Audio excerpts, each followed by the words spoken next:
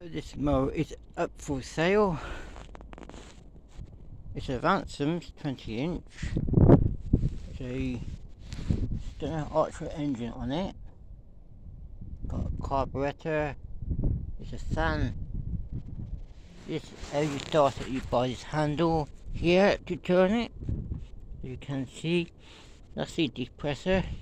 Then it fires up the original exhaust. There we are.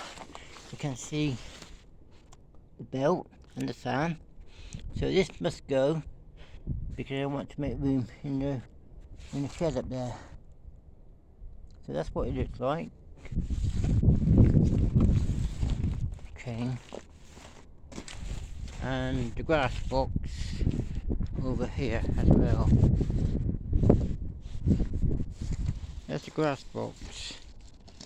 That's Dennis.